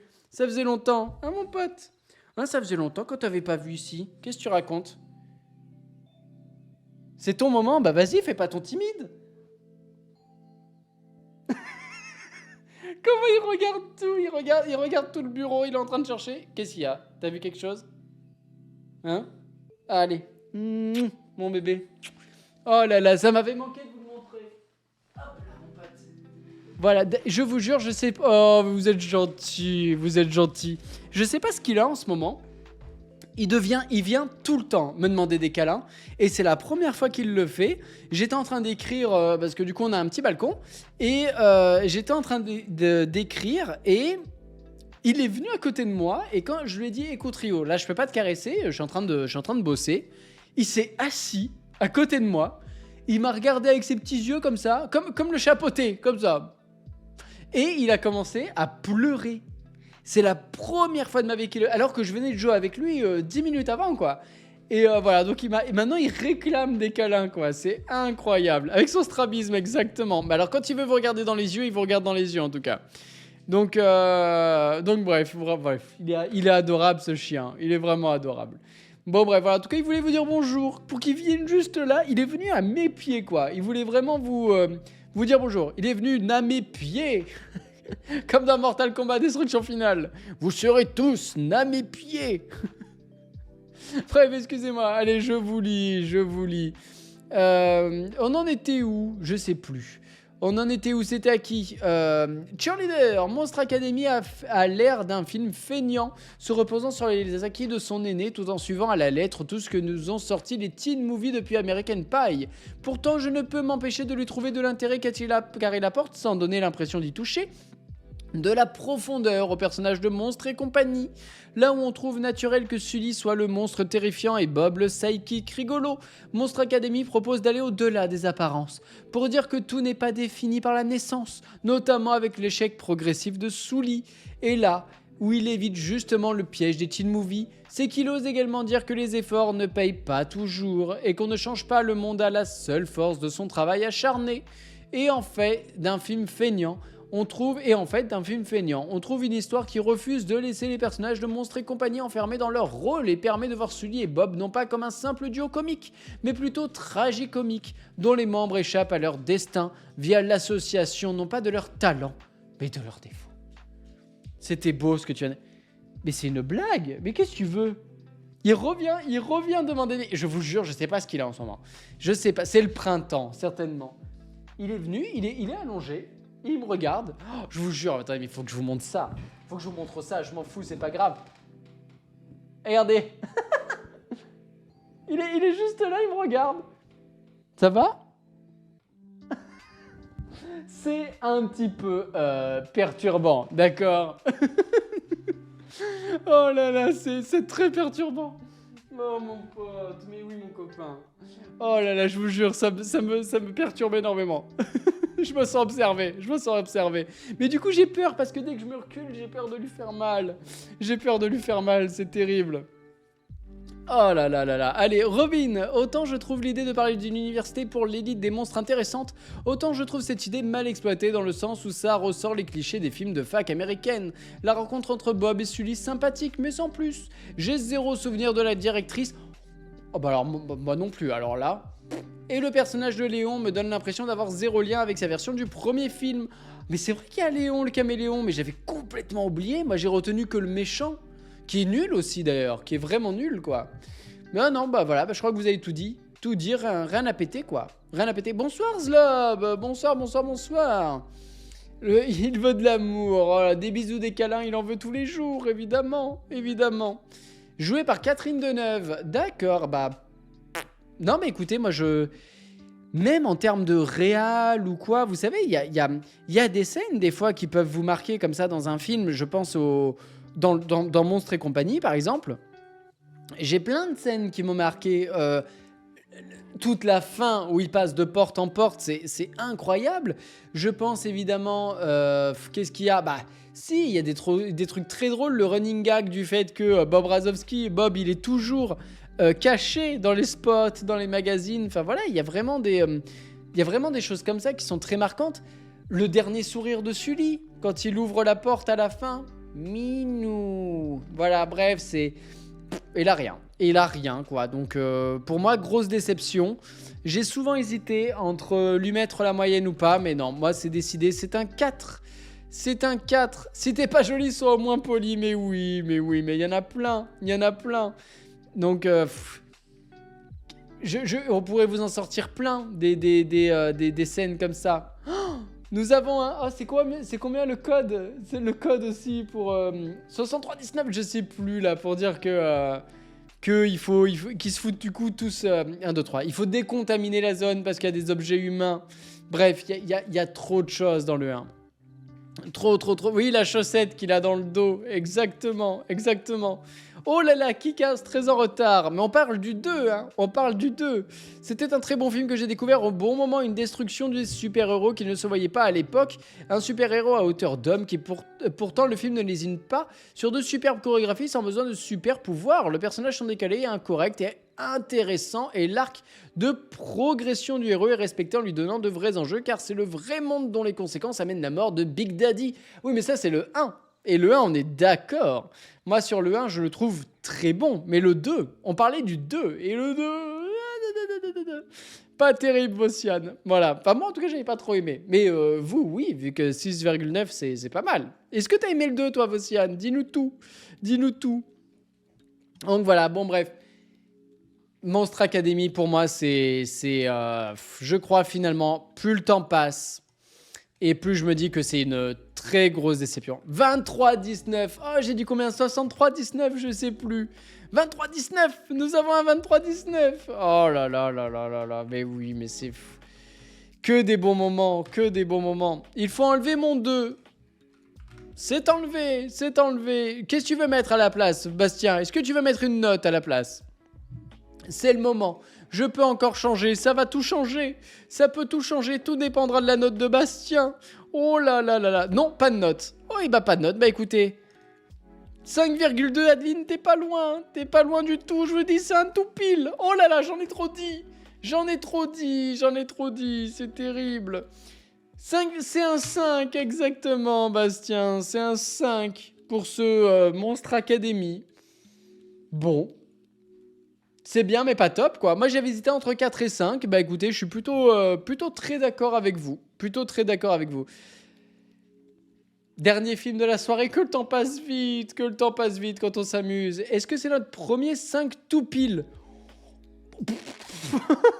Voilà, t'en as d'autres des questions? J'en sais rien. 5 tout pile peut-être. Un tout pile, non. On en a déjà fait. Mais un 5 tout pile peut-être.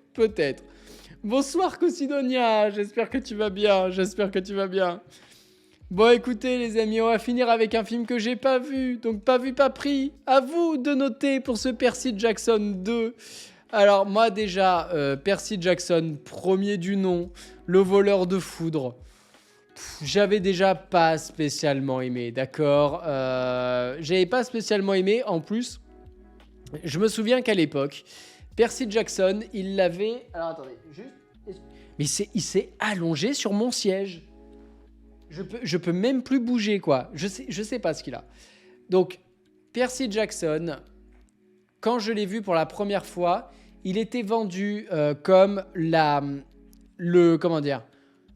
le successeur spirituel de Harry Potter. Et d'ailleurs, il est réalisé par Chris Columbus, qui est le réalisateur du premier et du deuxième Harry Potter. Donc du coup, il était vendu comme ça. Et j'ai pas du tout retrouvé ça, quoi. Enfin, encore une fois, Pierce Brosnan là-dedans, mais quelle horreur. Ce personnage-là, mais quelle horreur. Moi, il m'a un petit peu trauma. Et j'ai pas aimé le premier Percy Jackson. Donc j'ai pas eu envie de voir la suite. Voilà, je vous le dis honnêtement, j'ai pas eu envie, voilà. Et vu vos notes, vous êtes pas beaucoup à l'avoir vu. Donc je pense que j'ai bien fait. Voilà, je pense que j'ai bien fait. Ils ont même oh là là, Cheerleader et Vossiane, ils parlent même carrément de Kick-Ass plus que de Percy Jackson. Nakayomi, revu le film ce soir parce que je savais que ça allait être à peu près le seul sur lequel j'allais avoir un peu de trucs à dire. J'avais été le voir au ciné, ça se laisse suivre, comme pour le premier, et j'ai acheté en Blu-ray pour la 3D. C'est pas fifou, mais j'aime quand même le côté mythologique remis à jour, même si ça casse pas trois pattes à un canard. On attend la suite, mon ami Nakayomi. En attendant, je vais lire Cheerleader qui nous a dit par rapport à Kick-Ass 2, très décevant j'ai trouvé. D'ailleurs, j'avais pas particulièrement apprécié l'annonce de la fin de Kick-Ass qui, pour moi, se foutait des films à licence et des suites forcées. Et puis, il s'est avéré que c'était vraiment une annonce. Et Kick-Ass 2 est finalement tombé dans les travers des films dont il se moquait. Bah, complètement d'accord. Bah, alors là, Cheerleader, mais alors à mille fois d'accord. Vossiane, trahison assez forte des personnages. Kick-Ass 2 ne raconte rien par rapport à Kick-Ass 1, il fait même régresser ses personnages. La réalisation formidable s'est envolée, perdue dans des fonds verts trop apparents qu'on essaie de remplacer par de l'humour grossier. Oh là là, mais on est complètement d'accord.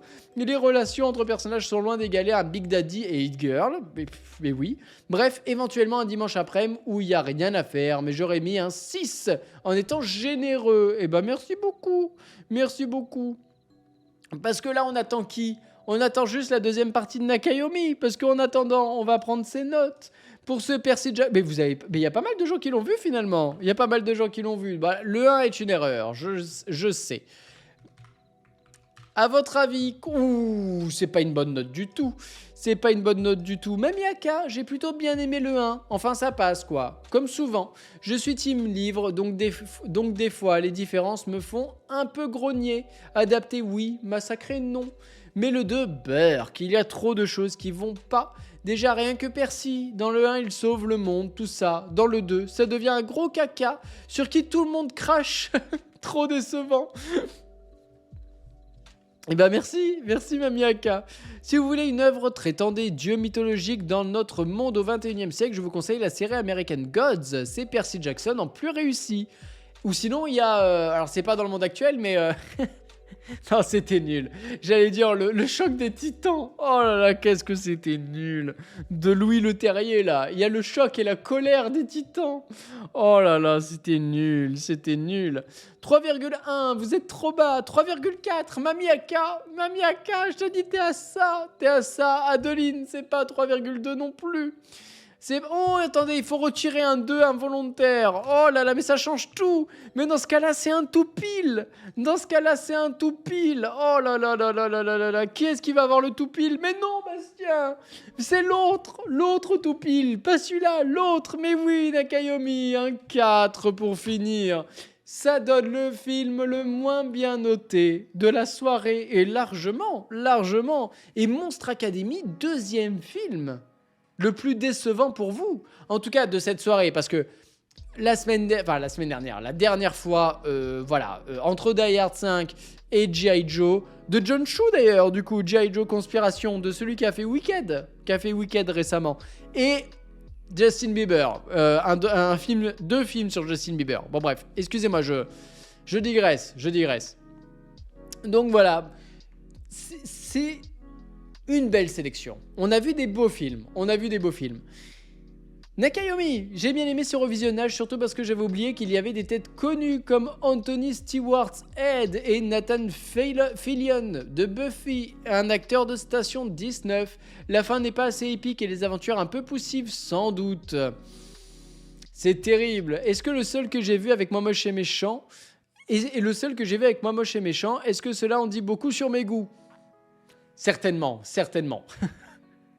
Alors attendez. Si vous voulez un film mythologique, je reste toujours impressionné par le film italien de Ulysse avec les passages du Cyclope, de Circé et de retour à Ithaque. C'est vieux et j'adore. Les personnages ont beaucoup de coffre et le charisme et les dialogues sont théâtraux, mais top au niveau des émotions. Mais j'avais beaucoup aimé moi aussi, je pense que c'est celui-là dont tu parles. Et j'avais beaucoup aimé aussi Jason et la Toison d'Or, je crois que c'est ça. Après il y a les Argonautes aussi. Bref, il y a des films comme ça, je sais plus lequel c'est.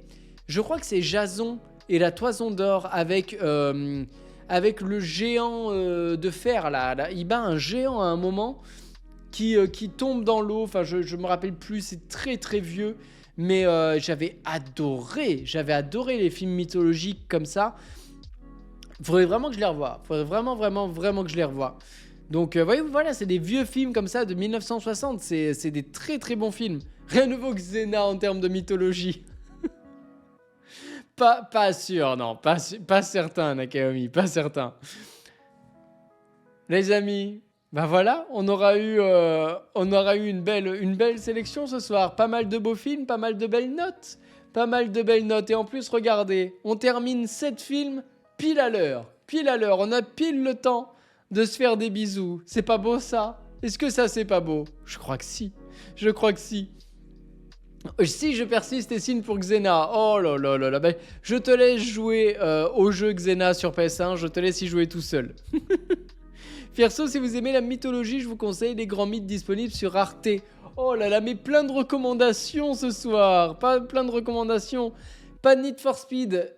Il est 46 les amis. Est-ce qu'on lance Need for Speed ou pas? Est-ce que vraiment on lance Need for Speed? Si vraiment vous insistez, je veux bien lancer une petite demi-heure de Need for Speed, mais vraiment. Mais attends, Mosia, non, c'est toi qui choisis. Ben non, il n'y a pas que moi qui choisis. Oh là là, vous voulez du Need for Speed? Allez, je vais vous donner un petit peu. Allez, je devais finir et aller bosser derrière, d'accord? Mais je peux pas refuser un petit Need for Speed. Une petite demi-heure. Allez, juste une petite demi-heure. Alors, ce qu'on va faire, c'est déjà, je vais vous remercier, vous et ceux qui nous regardent en replay. Merci pour cette belle petite soirée parce qu'on a eu des très bons films ce soir. On a parlé de beaucoup de films. On a beaucoup divagué. Et voilà, je le redis une dernière fois, on a beaucoup divagué, mais c'est ce genre de soirée qu'on aime. C'est ces soirées-là où on drague, on danse. Toi-même, tu sais pourquoi? Oh là là, Yannick. Yannick, on t'embrasse, évidemment. Mais ces soirées-là, c'est ces soirées-là qu'on aime, évidemment. Donc, merci beaucoup pour cette belle soirée parce que c'est vos notes qui permettent de faire vivre la soirée. C'est vos messages, c'est vos avis. Donc, merci de participer. Merci infiniment. Je vais faire des bisous à ceux qui nous regardent en replay. Derrière, je lance le générique de fin, mais nous on se quitte pas. On se quitte pas, on balance tout de suite sur un petit Need for Speed, évidemment. Merci beaucoup les amis, merci pour cette belle soirée, merci d'avoir participé, merci à ceux du replay d'avoir regardé jusqu'au bout. On se retrouve, si tout va bien, la semaine prochaine.